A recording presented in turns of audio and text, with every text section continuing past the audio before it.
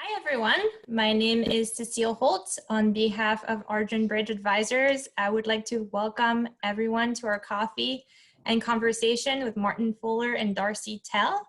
We are very excited about our guests today. They're both very highly regarded in their fields and truly experts. Both Martin and Darcy are certified appraisers. Martin is also a master gemologist, and Darcy specializes in antiques and decorative arts. We were very fortunate to have Martin do a jewelry appraisal for us in the fall. It was so well received that we had to invite him again to share his knowledge and expertise with us. In the current environment, we know a lot of people are home and they may be purging their closets and drawers and wondering what that piece of jewelry is worth or what that art is really worth. So we're very excited to have everyone on the call join us today. We also want to welcome our new clients who are listening. We have been trying to offer various webinars and various topics to our clients, their friends and families. As always, we want to thank you for your continued trust, and we're very thankful for the many referrals we've received during this pandemic, and that we really hope that you learned something today and that you enjoy the webinar. Our very own Elise of Argent Bridge Advisors is going to be leading this call.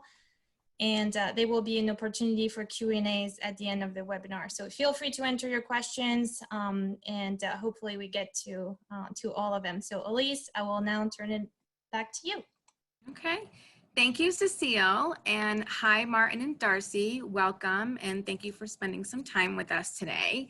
I want to tell you, Martin actually shared this with you earlier, but I wanted to tell everybody that I posted this event on my personal Facebook, and right away I got 3 comments. One was from a friend who currently has her jewelry with Martin for some appraisals. One was from a friend who works at a luxury department store and sings Martin's praise.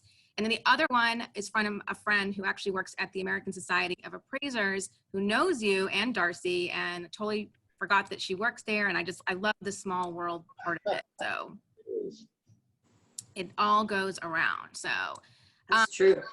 It is true.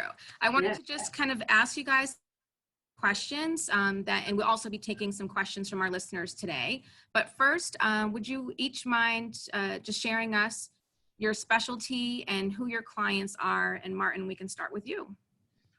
Thank you very much, Alice. My specialty is jewelry, gems, precious objects, luxury items in general, including watches and pearls and such.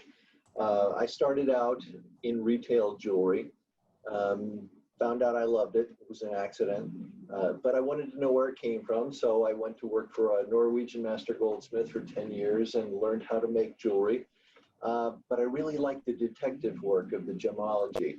That's right when synthetics were coming on board, and it was getting more difficult. So it used to be the jeweler themselves did all the appraisals, but it became more specialized as technology became more prevalent in this field. And it just, we were a match, gemology and me. And so my clients are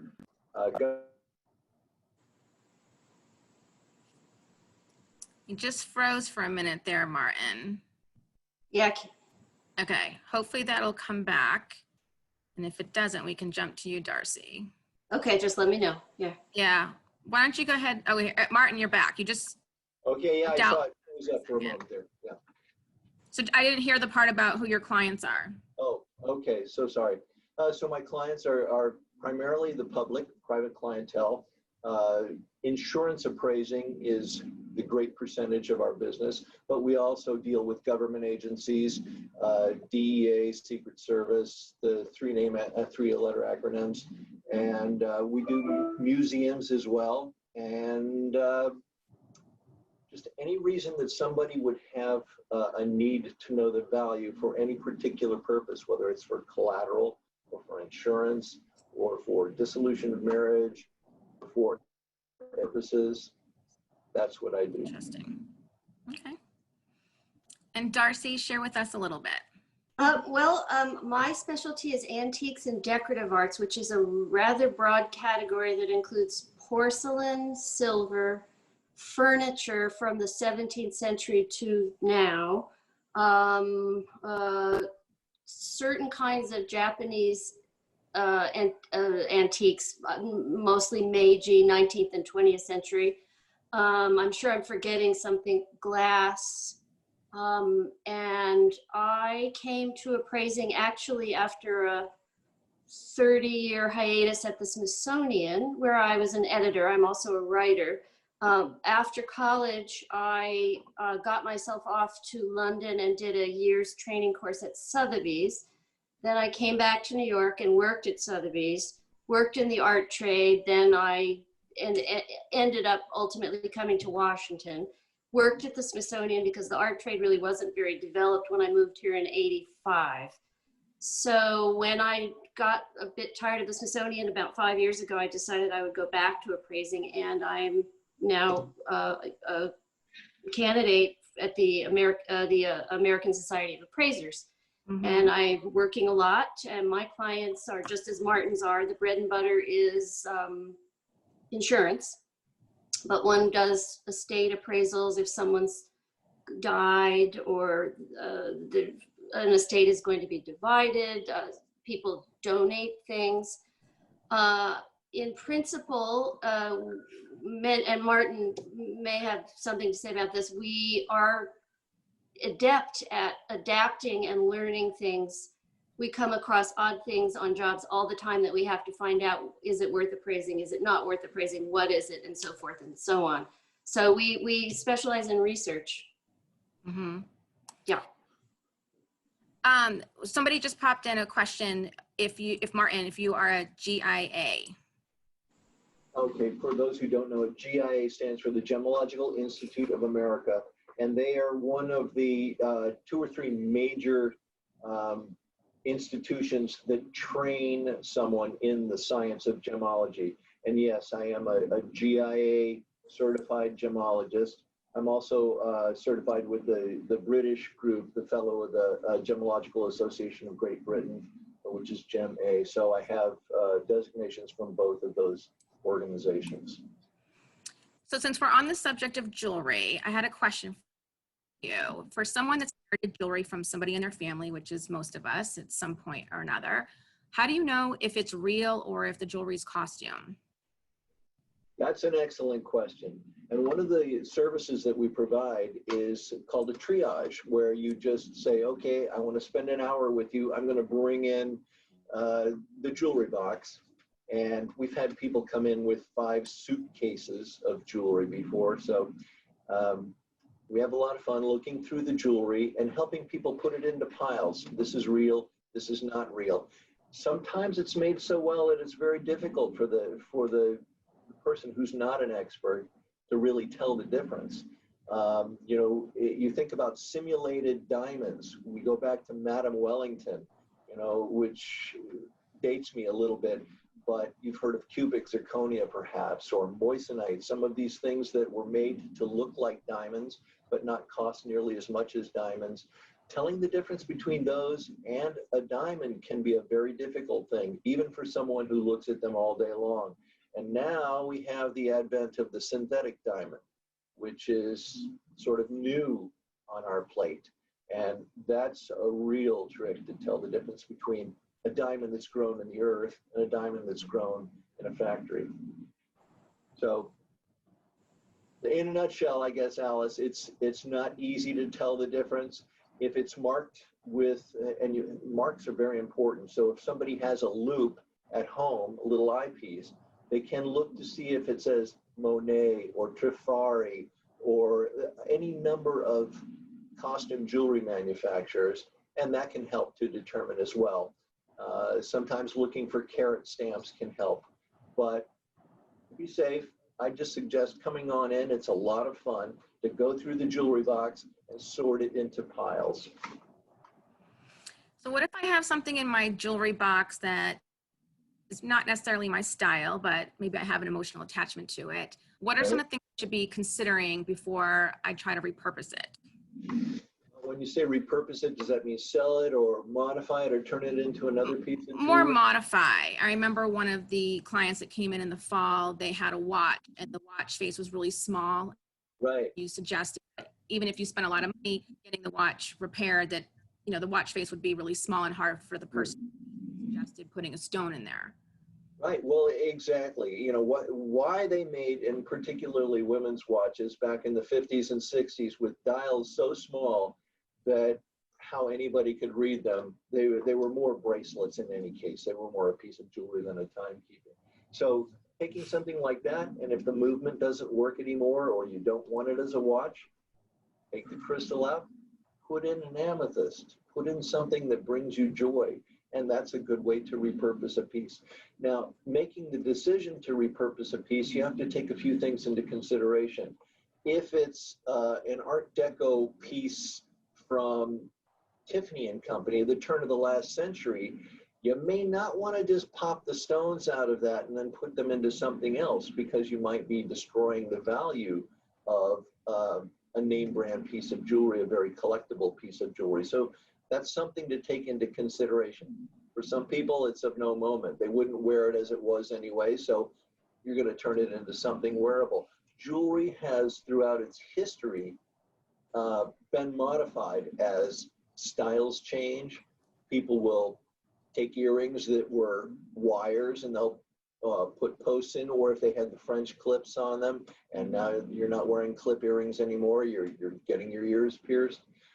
Those kinds of modifications, those are minor modifications and they're not much to think about. But as far as damaging a collectible piece of jewelry, you want to be very careful about doing that.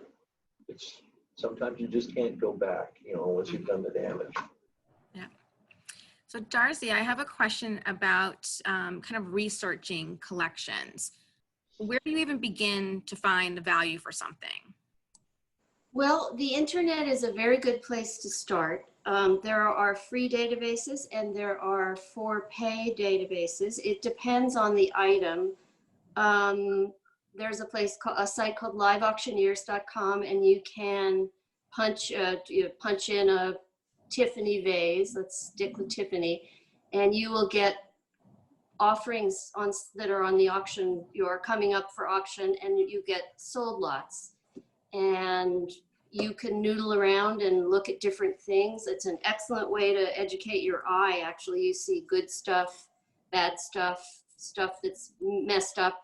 You often aren't able to tell about condition on those sites. eBay, if you're searching on eBay for lower priced items, on the left side, if you scroll down after you search for something, there are two little boxes that say sold and completed.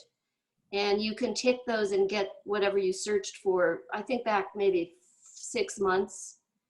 And then there are paid databases, which you can often get day passes to. I recommend, just for general education about things that you're interested in, categories, silver. You can look at museum collections. A lot of museums have digitized collections now. So it's often at the search bar at the top, it'll say collections, and there's often a database. And there's actually a great wealth of general information to kind of get yourself up to speed, or to begin to get yourself studying something on museum websites. And that's the sort of starting place, are the free databases. And then if somebody has something of value, or they think it's a value and they wanted to sell it, because if anyone's like me and we've been at stay at home and doing some purging and gathering and whatnot, where's the best place to kind of sell the item? So I want to look at auction, online, consignment. It depends on the object. I think for the majority of things, and I'm sure many of your clients and people listening out have been reading about how the bulge of the baby boom generation is divesting, and their kids don't want what they have. So in the last 10, 15, 20 years, huge quantities of good quality vintage and antique stuff have come to the market. So prices are way, way down. The high end of the market, I mean, really museum quality and collector quality, is still pretty good, though it varies from category to category. So the answer is, it just depends on what it is, its specific, what it is, its condition. Condition is extremely important. But there are local auction houses in Washington, D.C. There's eBay, which is a little more work for the seller, but you can sell things on eBay. And then for vintage things like clothes and that kind of thing, there's Poshmark and The Real Real if it's a designer and things like that. It just, I'm just trying to think. Consignment store, I don't have so much. And I know they know what's selling. So it's always worth a call. And there are consignment stores of all, price points, I believe, in the area. So. So if I don't want to sell it, I want to hang on to something. What's kind of the best way to catalog a collection? Maybe for someone that I might pass it down to. Well, just you start when you buy something or get something from you inherit something, keep all the information you have in the documentation. If you buy something at a gallery, I know, Lisa, you were saying this morning that you bought some things, save the bills of sale, so you know what you paid for it, and your heirs, your heirs know what it was paid for. If you have any work done, keep a record of that. Though for furniture, don't get your fine antique furniture refinished, because 8 times out of 10 it will take away from the value. Check with a conservator before you do anything like that. For pieces of furniture, if a piece of an antique falls off and you don't have the money to get it fixed, because conservators can be expensive, carefully put it in an envelope and put it inside the drawer. I have a 19th century sideboard, early 19th century, and pieces are falling off it all the time. And I've got a little envelope, and that's a good way. And that way it'll go it won't get thrown out, and tell people. So explain the difference a little bit between conservator and restoration, or well, they're called conservators. Conservators is the preferred term now. And the current thinking, actually, I'd be curious, Martin, about what jewelry is, but the current thinking for antiques it's kind of an ethical call, actually, is work should be in the main reversible.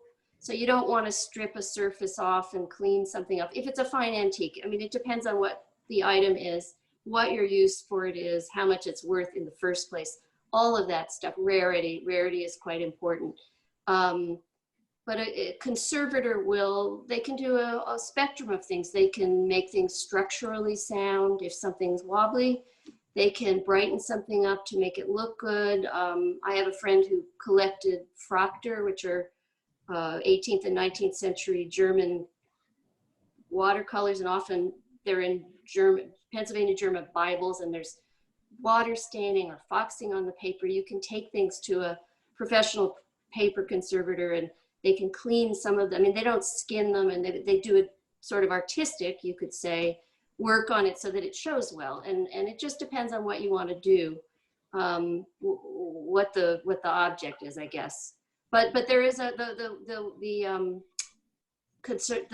professional organization for conservators. They have a website. They vet people. Those people are qualified and credentialed, and that's always a good place to start if you're looking for a conservator, who used to be called restorers, but not so much anymore. Thank you. And one of the things we talked about this morning a little bit as we were talking about art, you kind of mentioned, different, lighting levels and temperature and things like that. Can you just touch upon some like the basics, whether it's an oil painting or something like that? Sure. For oil painting is if you have an oil painting, it's much less what they call fugitive, i.e. susceptible to light damage, than a print or a watercolor or even a gouache. It depends, works on paper. Oil is usually on canvas. So if you inherit or buy a Rembrandt etching, you're not going to want to display it in your living room in full sun in Southern California, because that will damage it. Put it in a hall where it doesn't get natural light. Check with a conservator. That's always a good go-to. And there's a lot of information online. Oil painting, you're not going to have so much of a problem. Textiles are fugitive, they fade, especially if it's something with natural dyes. What else? Am I forgetting something, Martin? Sculpture is a little, again, it's a little more, it depends on the material, paper, textile, those things are much more delicate than marble or canvas and oil. But you feel free to contact me or a conservator if you're not sure. Someone just had a question, and I can reach out to them directly. They kind of asked a little bit about selling items and things, but specifically one thing that popped up that might not necessarily be the real, or I'm not sure about fur coats. Martin? Fur coats. Well, you know, they're sort of politically traumatized as far as the market goes. It's a much smaller market. Most of the major department stores have even phased out of selling furs nowadays, unless it's a fake fur. But there is a market for vintage furs. There's actually a website called Vintage Furs, and they will find homes for your gently used fur coats. And that's probably one of the best ways to go about remarketing your fur at this point in time. I love how you say that, find a home. The other thing too, because I have a retail background, is also if the style's not yours and you do want to wear it, certainly to have it restyled as well. Yeah, absolutely. And one thing, go ahead. Oh, no, I was just going to go back to the paintings that I and Darcy, you can vouch for this if it's you found it to be true as well. But even if you have a damaged painting and it's an important painting and it's going to go to auction, say, it may be better not to have your conservator work on it, because oftentimes whoever purchases that painting would prefer to have their own people work on it.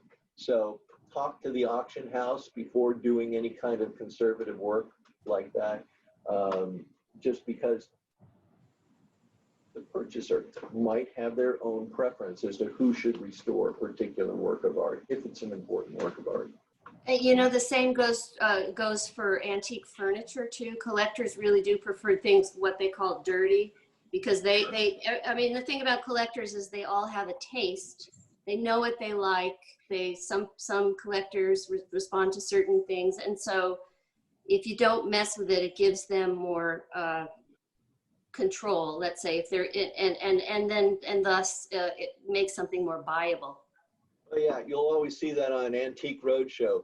And if Yep. you hadn't taken the paint off of this, Yep. it would be worth 3 times as much as Right. it is now. But enjoy Right. it as it is, right? Sure. I think that is about our anxiousness. You know, we want to take care of it right then and there. So I know. just give us a good story, Martin. I know that I've seen some pictures of you with the Hopeless Diamond. And I just want to hear a little bit about how that came to be and what you did to service it.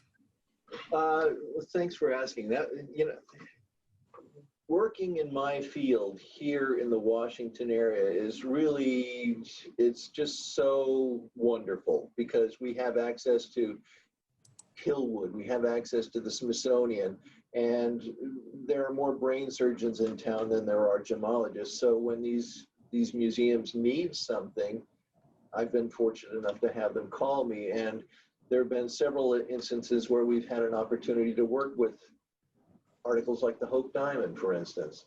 And you talked about the Hopeless. I have a picture of myself working with the necklace to the Hope Diamond without the Hope Diamond in it. So we call it the Hopeless. And there was a period in time when Harry Winston, for the 50th anniversary of the Hope Diamond, Harry Winston had donated it to the Smithsonian. So they, for that 50th anniversary year, were going to create a new necklace for it. They actually had a national contest, voted on the design for the necklace, created the necklace, and then the Hope was taken out of its original Cartier setting and put in the Harry Winston setting and displayed in the Smithsonian for a year. During that period in time, we were able to take the necklace from the Hope Diamond and analyze all of the diamonds in the necklace that had never been looked at before. Mm. So that was a fun project that we got to work with the Hope Diamond. And there have been a few others when they figured out that the Hope Diamond might have come from the French crown jewels. There was some research that we were able to participate in where they found a lead mold in the Louvre Museum, and it was for a diamond that had gone missing called the French Blue. And then they had the Hope diamond, and they did computer modeling of both of these and found out that the Hope diamond slipped right into the model of the French Blue. So somebody had taken the French Blue and recut it into the Hope diamond. And that was sort of one of the mysteries of history that was solved. And That's we had a chance to fascinating. work with them. Yeah. Oh, Mark is, I mean, as you know, Darcy, you know, tons of information here. So I'm sure we can hear a few more stories later on, but I want to kind of turn it back to you, Darcy, kind of hear, have you ever had somebody that invited you into their house and you walked in and you didn't know what to expect and you just, like, basically, what's the coolest thing you've ever come across you didn't expect? I'm a relative newbie, and I think the most unusual thing I recently had was it was an estate in Georgetown, and I walked in and there was a whole bunch of stuff, and eventually the guy, I guess it was the nephew of the guy who had died, sort of picked up a big stack of books and put them on the sofa, and then there was, underneath was this really kind of unusual Louis XVI table. So, you know, 1770s, 1780s, in a kind of transitional style. Anyway, that doesn't happen so much in American estates. And it did turn out to have some possible historical connection to the Marquis de Lafayette. And anyway, that was a lot of fun to work on. I'm sure. Yeah. So earlier we talked a little bit about the appraisals, and just kind of want to get a better sense of, you mentioned insurance companies. Give us a better understanding of what the purpose for and what the different types of appraisals are. Well, for an insurance appraisal, you're appraising an item that, if in the event of a loss, you would want some sort of compensation for it. Then we do an insurance appraisal. The most important part, in my opinion, and Darcy may chime in on this, of an appraisal is the detail that goes into the appraisal. In other words, that's what sets the bar for the insurance company to make a replacement. If you detail it with this sort of quality to this degree, then the insurance company has to replace it with something of equal quality or better. And values will go up and down. An appraisal is just a snapshot of value at a moment in time. But the detail is really the important part of the appraisal, in my opinion. Now, I completely agree, Martin. Yeah. And actually, at least this speaks to a question you asked me earlier about keep getting information about an object, either for yourself or for your heirs. If I view the appraisals that I work on as dossiers for the owners, and I try to put, if they've given me info, I try to sort of put it all in. And if there's any, I mean, you don't have the luxury of doing hours and hours and hours of research, because it's not a cheap thing to have an appraisal, but you do have to do some, and you should, as Martin says, put it in detail so that it's very clear for the owners and for the insurance agents, and with any luck, it'll carry on with the object thereafter, and that is very useful going forward, I think. One of the things that I think is paramount in value to an item is, and especially with jewelry, is the emotion that goes behind it. What was the occasion that it was given? What's the story behind the piece of jewelry? So we encourage our clients, when we do a catalog of their jewelry, to go in and document on each piece, annotate the tale behind that piece of jewelry, because otherwise heirs will come in with a collection of jewelry that they have no emotional attachment to, and they'll just want to sell everything. They have, you know, no need to hang on to it. But if they knew the story behind a piece of jewelry, that's where the true value is.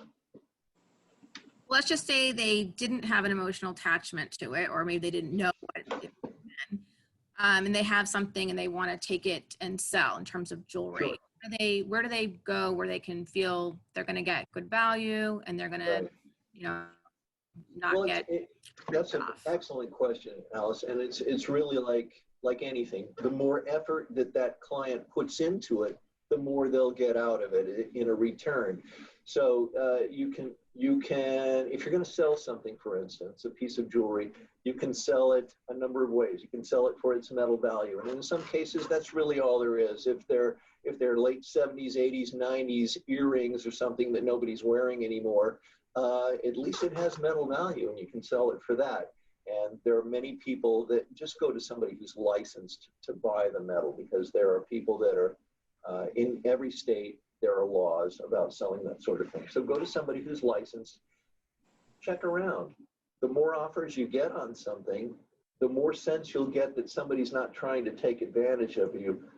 And everybody you talk to is going to have a different opinion based on their clientele. Somebody may really want that turquoise pendant, but somebody may not want to have anything to do with Southwest American Indian jewelry. And so they're going to make a very low offer, whereas somebody who has clients for that will make a higher offer. So it's good to take your collection around. I suggest 3 to 5 people in order to get a real sense of value if you're selling locally. Now, if you're not selling locally, if you want to sell on one of the marketplaces that Darcy was talking about, that's not a problem. If you're going to sell to a major auction house, send out pictures to 3 or 4 else. Send it to Sotheby's, send it to Skinner, send it to Christie's, send it to Heritage Auctions. It's just an email, and they'll get back to you with what they call pre-auction estimates. But always remember to ask them for the small charges, insurance, photography, cataloging. When do they pay? How soon before the auction do you have to get something to auction, and how long after the auction do they pay? When you look at the time, it may be a 6-month period of time before you get any compensation. You might find that if you go to a collector who buys, that they'll write you a check that same day, and that may be worth it to you. And then, because you just mentioned, ways of selling, and specifically Sotheby's, if you have something that, and this might probably be for Darcy, but have something that you think is of value, but maybe you don't think it's on Sotheby's level of, auctions, how do you find the other auction houses that are out there? The live auctioneers, Bid Square, those are both their services. It's sort of an aggregator. A lot of auction houses list their things through these sites. They also have their own websites as a rule, but it's a very convenient interface for people to bid online. So when there's an auction, you get pre-approved. Let's say you want to bid on something, and then you sit on their site while the lots are, the auctioneer is going through the lots, and you just bid. And you can do some Googling around is my recommendation to see who specializes in, different auction houses have different expertises, though they all do general decorative arts and fine, and they usually have levels of sale. So they'll have a fine sale a couple of times a year, and they'll have a little bit less great quality sale a couple of times a year. And in any case, find out what the kind of place, and if it's local, obviously that's easier because you don't have to worry about sending your precious object or taking a heavy thing or something. And do a little due diligence, see if they have any strikes against them. But in general, they're going to be fine. And then get in touch with them, either give them a call, or they often do have website interfaces that allow you to upload pictures. Sotheby's and Christie's certainly do. You can upload your pictures, and some of the bigger houses, but the little ones do too. And then take it from there. Get a few estimates, as Martin recommended. Get a sort of like going to the doctor. Get a variety of opinions. That's a little less important than going to the doctors, I guess. And see what they say. See what the costs are, as Martin said. How big is their the buyer usually? The seller usually pays a commission, and you have to pay for photos, which helps with promotion and all of that. So they all usually have terms and conditions on their website too. So you can, if you don't want to talk to them about it, you can get a general rundown and formulate questions. And then take it from there. There are auction houses, as I say, that specialize. Jeffrey Evans in Virginia, he specializes in American glass and ceramics, also European, but also he has a specialty in Shenandoah stuff, and that kind of thing. So people have these specialties. Well, the entire process of getting rid of all that just sounds exhausting. It can be a It's lot a lot of work. work. But Yeah. for those of you that do have things like that, we'll get a list together from Darcy and Martin of some of the places that we can, send out to you. Have places online and local, of kind of a personal dealings that they've had. Going back, just kind of the appraisals. If someone's not local and they want to connect with the appraiser rather, where do they go? How do they feel that they're having somebody competent that is looking at their items? That's a good question. Go ahead. Go ahead. Well, we talked about GIA, Gemological Institute of America, training a person to be a gemologist and identify what they're looking at. But the other aspect of being a master gemologist appraiser or an appraiser in general is proper training in the valuation sciences. And there are a couple of organizations that train people in these sciences. And one would be the American Society of Appraisers, which both Darcy and I belong to. For jewelry specifically, there's the National Association of Jewelry Appraisers. These are a couple of organizations that anyone interested in having an item appraised can go to the American Society of Appraisers website and find an appraiser in a particular specialty. You can search for an appraiser that does decorative arts or automobiles or helicopters or jewelry. So that will connect you with a person who has been tested and certified as an expert in their field. And really, that's kind of what you want to do if you're really serious about getting the job done right, because there is no law other than for real property appraising. There's no law or legislation or regulation for appraising. So anybody can hang up a shingle that says they're an appraiser. So you want to take it to the next level and find out what sort of training they have. In particular, if you're doing an IRS appraisal, you can go to their website and you can look at what they call a qualified appraiser and a qualified appraisal. And if you're going to produce an appraisal for donation, for a charitable donation or a gift or an estate tax that's going to appear before the IRS, you want to make sure that that appraiser meets those qualifications as well. And usually if they're trained by one of these organizations, they'll meet those qualifications. And I'll just add, I was going to say a similar thing. At least, I don't know about the jewelry appraiser site, but on the American Society of Appraisers site, which is www.appraisers.org, you can also search geographically. So if you're in Alabama, you can look to see. Also, you can call one of us. We all have networks. We know who the experts are. We know who other appraisers who specialize in certain things are. And we can, if we don't know somebody, we can make some calls to find somebody who is qualified and reputable. And I second about the getting a person who is a member of one of the organizations. We all have to observe strict qualifications as to our ethics and being disinterested in that kind of thing. So it helps to have someone like that. Mm-hmm.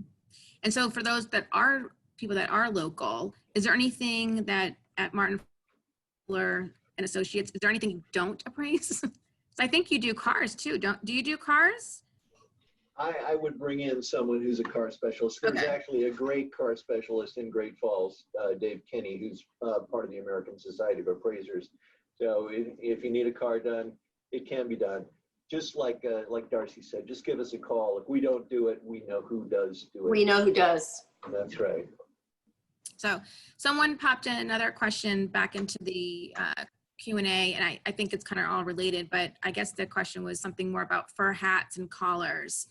I'm not sure what the exact question was. It could have been related to selling them or to, I'm not sure, but is there anything is there anything that you want to add to that as far as fur hats and collars that you've seen in terms of the resale? Well, in terms of the resale, I would probably check out the Vintage Furs website on that, because I know they take things in on consignment and then find buyers for it. If you want to have it insured, we do work closely with these people at Vintage Furs, and they don't do appraisals themselves, but we have branched out into, because we work in conjunction with them, we can appraise the fur coats if you want them appraised for insurance purposes. We work with not just jewelry, but luxury items along that are, vaguely related, like vintage purses and things like that, or, Prada, whatever.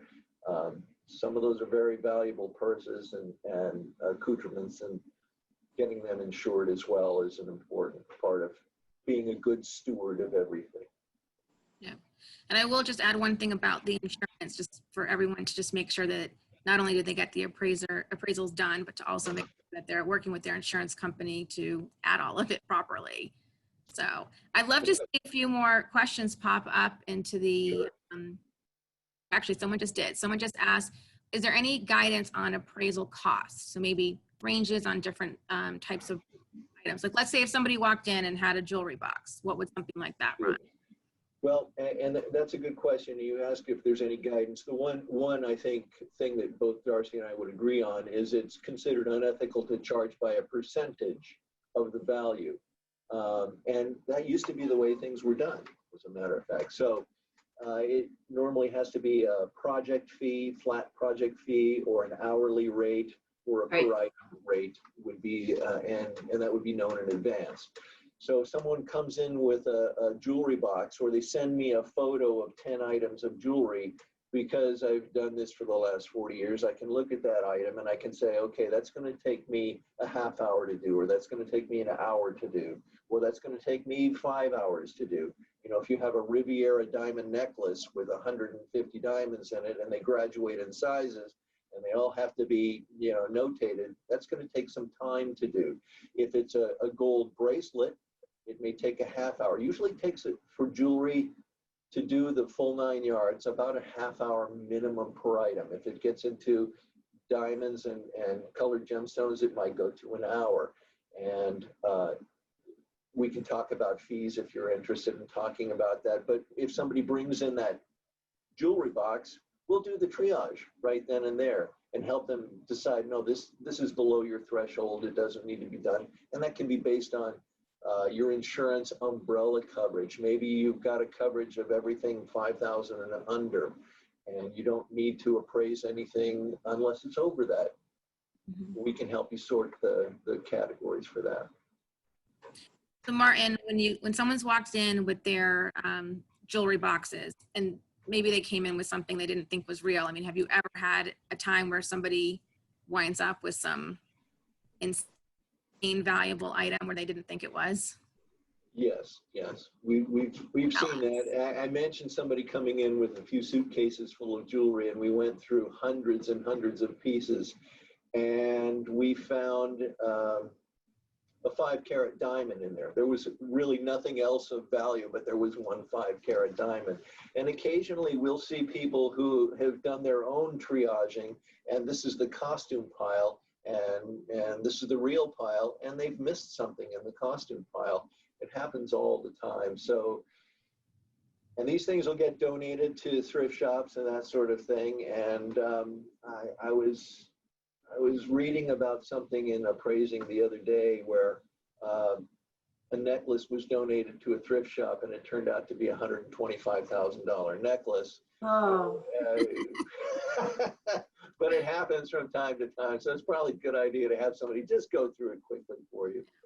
Hopefully it was a thrift store that had like a good mission behind it or something. Yes, exactly. And it was donated to that mission. You're right. Oh, we do a fundraiser, well, not even a fundraiser, but it's an event at my son's elementary school where people donate costume jewelry. And we wound up with so many scraps of jewelry, I decided to take it to a local store here, and we wound up selling the scrap jewelry for over $1,500 all for the PA. And I was thinking, do you know how many bake sales we have to do to make $1,500. Absolutely.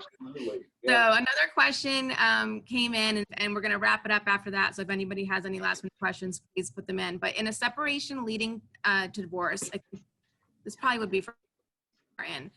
Yes, when jewelry needs to be appraised to determine current value for division of assets, what does that process look like, and how detailed does it need to be? And one more part. And at the end of the process, what's provided to the client? That's a good question, and it's always a delicate situation when you're dealing with dissolution of marriage. And it's an interesting sort of a psychological situation, because usually someone has purchased this jewelry for someone else and they spent a lot of money at retail buying this. But then when it has to be valued, it has to be valued for, if you turn this into a pile of cash, what is that pile of cash? And that pile of cash can be quite a bit different than the mindset of what I paid for it at Tiffany or wherever. And so someone demands that the jewelry be appraised for equitable, well, for the dissolution of marriage. And then it gets done and it's not the value that they think it should be. You know, it takes a lot of explaining to get the reality of the situation across to people, and it's delicate. But as far as the detail that you have to go into, you have to go into the same detail whether you're doing a insurance appraisal or any kind of appraisal. The details very, very important, especially if you have to come back and then defend the reason that you assigned a value to something. Absolutely. Well, we really appreciate you both taking your time and sharing some insight with us. For all of our audience members, I'll be sending out to kind of a follow-up. We'll put together, like I said, a list of some of the places that you might go to revisit or to visit if you have something you want to sell. And then of course, we'll put Martin and Darcy's contact information in there. So with that, we just thank you everybody for joining us for another coffee and conversation, and stay safe and healthy, and we'll see you soon. Bye. Thanks so much. Thanks, This has Alex. been fun. Thank you.